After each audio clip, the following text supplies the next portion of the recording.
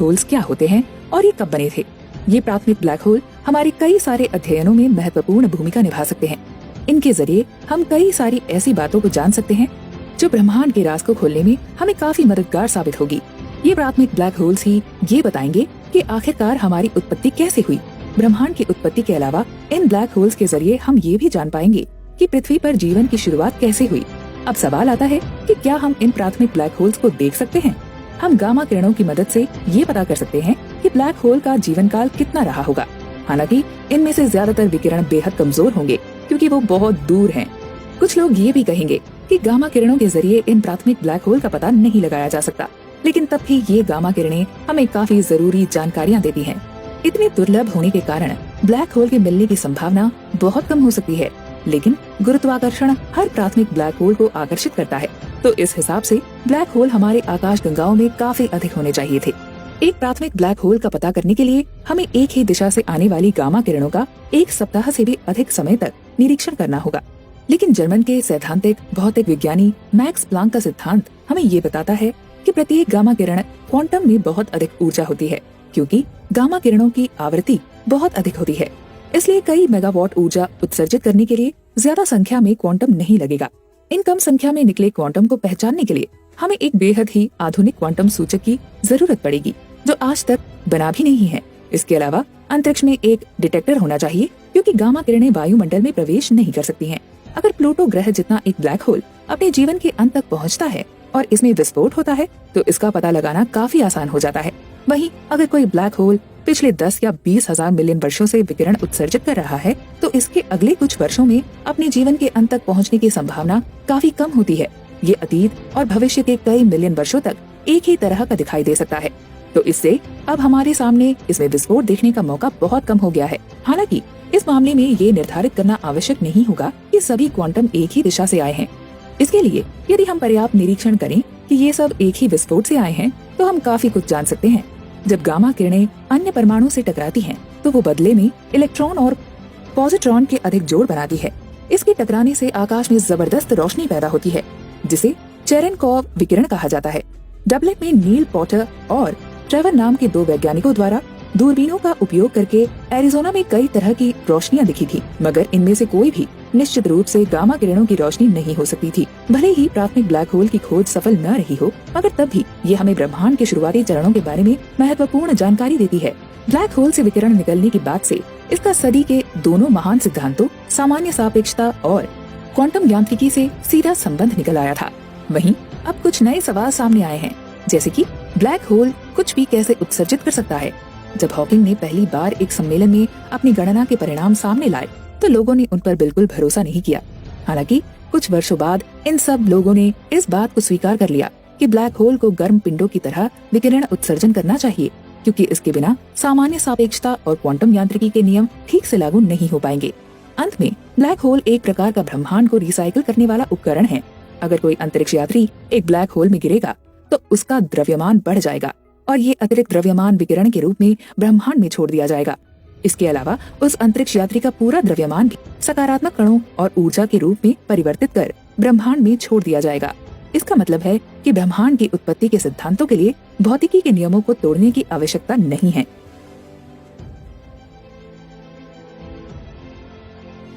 ब्रह्मांड की उत्पत्ति और इसका भविष्य। सन 1970 के दशक के दौरान हॉकिंग मुख्य रूप से ब्लैक होल पर अध्ययन कर रहे थे। हालांकि सन 1981 में ब्रह्मांड की उत्पत्ति के बारे में प्रश्नों को लेकर उनकी जिज्ञासा फिर से जाग उठी। जब वो वेटिकन में ब्रह्मांड विज्ञान पर एक सम्मेलन में शामिल हुए, तब उस सम्मेलन के अंत में प्रतिभागियों को पोप से मिलवाया गया।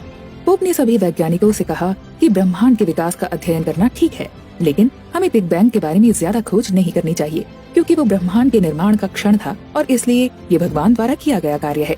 हॉकिंग को याद आया कि कई सदियों पहले गैलीलियो ने जब ब्रह्मांड के बारे में बात करनी शुरू की थी, तो उस वक्त के धार्मिक संगठनों ने उन्हें मौत के घाट उतार दिया था। इसलिए उन्होंने पोप के साथ इस मुद्दे पर ज्यादा बातचीत करना ठीक नहीं समझा। आइए इससे पहले कि हम ब्रह्मांड की उत्पत्ति के बारे में और बात करें, हम ये समझ लेते हैं कि आज के समय में ब्रह्मांड के निर्माण के बारे में किस धारणा को सबसे ज्यादा स्वीकार किया जाता है, जिसे हॉट बिग बैंग मॉडल के रूप में जाना जाता है। इसके अनुसार ब्रह्मांड का वर्णन फ्राइडमैन मॉडल के द्वारा किया गया है। इस मॉडल में ये कहा गया है कि ब्रह्मांड जब फैलता है, तब उसमें मौजूद सभी पदार्थों का तापमान और विकिरण का स्तर नीचे चला जाता है। चूंकि तापमान कणों की ऊर्जा का एक माप है, इसलिए ब्रह्मांड के ठंडे होने का प्रभाव इसमें मौजूद पदार्थ पर भी पड़ेगा। बहुत उच्च तापमान पर कण इतनी तेजी से घूम रहे होंगे कि परमाणु के नाभिकीय या विद्युत चुंबकीय बल के कारण ये एक दूसरे के प्रति सभी प्रकार के आकर्षण बलों से बच सकते हैं। मगर जैसे ही ये ठंडे हो जाते हैं तो जो कण एक दूसरे को आकर्षित कर रहे थे वो आपस में टकराने लगते हैं। बिग बैंग के समय ब्रह्मांड का आकार शून्य था और इसके कारण ये बेहद गर्म था। लेकिन फिर जैसे जैसे ब्रह्मांड का विस्तार हुआ, विकिरण का तापमान भी घट गया। बिग बैंग के 1 सेकंड बाद ये लगभग 10,000 बिलियन डिग्री सेल्सियस जितना गिर गया, जो सूर्य के केंद्र में तापमान का लगभग 1000 गुना है। इस तापमान पर कई सारे हाइड्रोजन बम के विस्फोट होते हैं। इस समय ब्रह्मांड फोटोन, इलेक्ट्रॉन और न्यूट्रॉन और उनके एंटी पार्टिकल से बना होता है।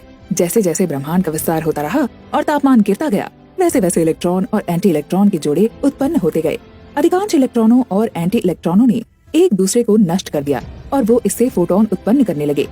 बिग बैंग के लगभग 100 सेकंड बाद तापमान 1000 करोड़ डिग्री तक गिर गया। इस तापमान पर प्रोटॉन और न्यूट्रॉन के पास मजबूत परमाणु शक्ति के आकर्षण से बचने के लिए पर्याप्त ऊर्जा नहीं बची। इसलिए इन्होंने ड्यूटेरियम के परमाणुओं के नाभिक का निर्माण करने के लिए एक दूसरे के साथ संयोजन करना शुरू कर दिया। ड्यूटेरियम इज इक्वल्स टू भारी हाइड्रोजन, जिसमें एक प्रोटॉन और एक न्यूट्रॉन होता है। ड्यूटेरियम नाभिक फिर अधिक प्रोटॉन और न्यूट्रॉन के साथ मिलकर हीलियम नाभिक बनाता है, जिसमें 2 प्रोटॉन और 2 न्यूट्रॉन होते हैं। ऐसा हो सकता है कि तब वहाँ कुछ भारी तत्वों जैसे लिथियम और बेरिलियम की थोड़ी मात्रा भी मौजूद हो। बिग बैंग के कुछ ही घंटों में हीलियम और अन्य तत्वों का उत्पादन बंद हो जाता है। इसके बाद वो अगले 10 लाख वर्षों तक ब्रह्मांड का विस्तार जारी रहता है। हालांकि जो क्षेत्र औसत से थोड़े अधिक घनत्व वाले होते हैं, वहाँ विस्तार ज्यादा गुरुत्वाकर्षण के कारण धीमा हो गया।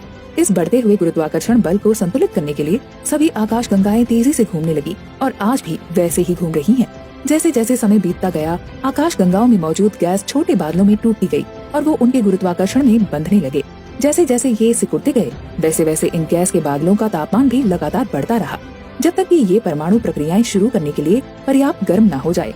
इसके बाद इन प्रक्रियाओं के जरिए हाइड्रोजन हीलियम में बदल गया और इससे निकली गर्मी से इन बादलों के बीच दबाव बढ़ गया, जिसने बादलों को आगे सिकुड़ने से रोक दिया।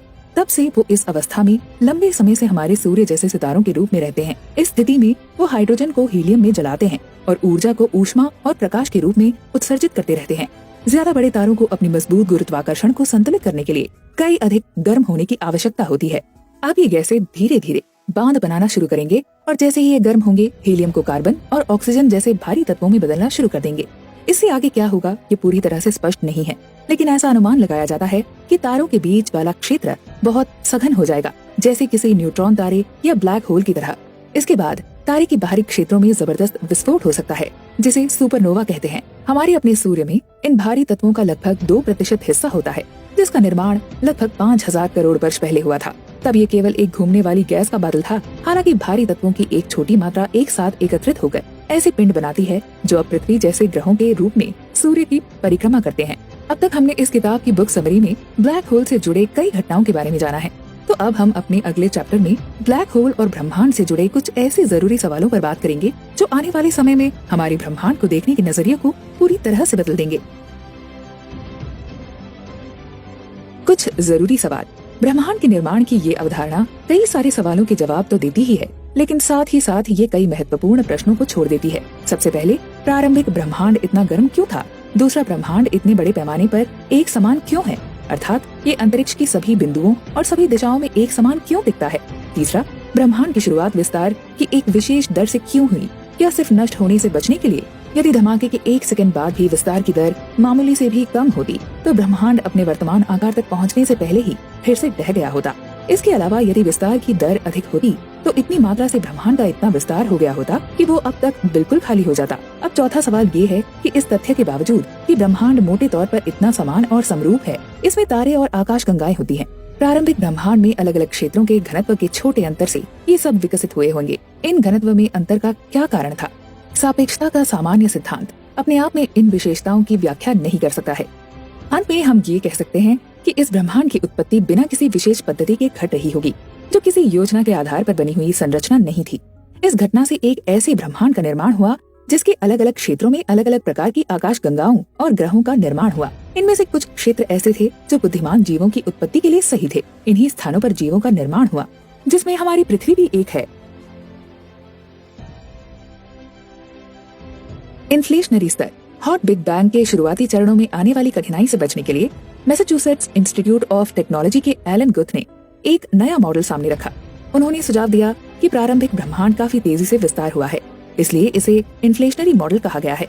अब यहाँ आपको ये जानना जरूरी है कि इन्फ्लेशन शब्द का संबंध वास्तव में मुद्रा की कीमतों में आई गिरावट से है। इसमें तेजी से मुद्रा की कीमतों में गिरावट दर्ज की जाती है। गुथ ने ये सुझाव दिया कि ब्रह्मांड की शुरुआत बड़े धमाके से हुई थी और इतने उच्च तापमान पर यह संभव है कि मजबूत और कमजोर परमाणु बल व विद्युत और चुंबकीय बल सभी एक ही प्रकार के बल में एकीकृत हों। जैसे जैसे ब्रह्मांड का विस्तार होता जाएगा, ये और ठंडा होता जाएगा और इसमें शामिल कणों की ऊर्जा भी कम होती जाएगी। तब धीरे धीरे सभी प्रकार के बलों में भी फर्क नजर आने लगेगा। कमजोर बल और ताकतवर बल दोनों ही अलग अलग प्रकार से व्यवहार करने लगेंगे। इसी तरह के विस्तार से ब्रह्मांड की समरूपता बनी रहेगी। आइंस्टाइन जब ब्रह्मांड के एक स्थायी मॉडल पर काम कर रहे थे, तब उन्होंने एक इशारा दिया। उनके अनुसार ब्रह्मांड पहले से ही विस्तार कर रहा था, जो बिना किसी रोक टोक के अनंत तक चलता रहेगा। आगे इसके जरिए हमें ये पता लगेगा कि ब्रह्मांड के सभी कणों का निर्माण ऊर्जा के द्रव्यमान में परिवर्तन के कारण हुआ है। अब अगर कोई ये पूछे कि इस ऊर्जा का निर्माण कैसे हुआ, तो इसका जवाब ये है कि ब्रह्मांड की कुल ऊर्जा शून्य है। लेकिन ये कैसे संभव है? दरअसल ब्रह्मांड में पदार्थ सकारात्मक ऊर्जा से बना है। हालांकि हर पदार्थ अपने आप को गुरुत्वाकर्षण बल द्वारा आकर्षित कर रहा है। पदार्थ के दो टुकड़े जो एक दूसरे के करीब हैं, वहीं जिसमें कम ऊर्जा है वो उन दो टुकड़ों की तुलना में अधिक दूरी पर है। ऐसा इसलिए है क्योंकि आपको उन्हें अलग करने के लिए ऊर्जा खर्च करनी पड़ती है, जिसके लिए आपको गुरुत्वाकर्षण बल के खिलाफ कार्य करना पड़ेगा। इस प्रकार एक अर्थ में कहें तो गुरुत्वाकर्षण एक क्षेत्र की नकारात्मक ऊर्जा होती है। पूरे ब्रह्मांड के मामले में हम ये कह सकते हैं कि ये नकारात्मक गुरुत्वाकर्षण ऊर्जा सकारात्मक ऊर्जा को बिल्कुल नष्ट कर देती है। ऐसा इन्फ्लेशन के विस्तार से होता है, क्योंकि ज्यादा ठंडी अवस्था में ऊर्जा घनत्व स्थिर रहती है, जबकि ब्रह्मांड फैलता है। जब ब्रह्मांड आकार में दोगुना हो जाता है, तब सकारात्मक पदार्थ ऊर्जा और ऋणात्मक गुरुत्वीय ऊर्जा दोनों दोगुनी हो जाती है। इसलिए कुल ऊर्जा शून्य रहती है। इन्फ्लेशन के चरण के दौरान ब्रह्मांड अपने आकार में बहुत बड़ी मात्रा में वृद्धि करता है, तब भी ऊर्जा संरक्षण के नियमों का पूरी तरह से पालन होता है। ब्रह्मांड आज इन्फ्लेशन के कारण विस्तार नहीं कर पा रहा है। इसी को देखते हुए हमारे पास एक ऐसा नियंत्रक होना चाहिए जो इस विस्तार की दर के धीमे होने को समझाए। ब्रह्मांड का विस्तार होना और ठंडा होना, सभी बलों के बीच की सम्मिति धीरे धीरे खत्म होने लगती है। इस प्रक्रिया में मुक्त हुई ऊर्जा ब्रह्मांड को पुनः गर्म करती है। इसके बाद ब्रह्मांड दोबारा विस्तार करता है और दोबारा ठंडा होता है। ये बिल्कुल वैसा ही है जैसा कि हॉट बिग बैंग मॉडल में बताया गया था। बस फर्क सिर्फ इतना है कि अब हमारे पास इस सवाल का जवाब होगा कि ब्रह्मांड सिर्फ एक निश्चित दर से ही क्यों विस्तार करता है। ऐसा इसलिए होता है क्योंकि ब्रह्मांड का विस्तार और अलग अलग प्रकार के बलों की सम्मिति का टूटना एक धीमी प्रक्रिया है।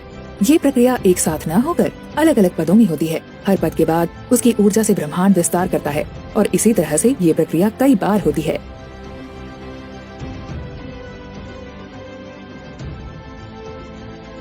समय की दिशा।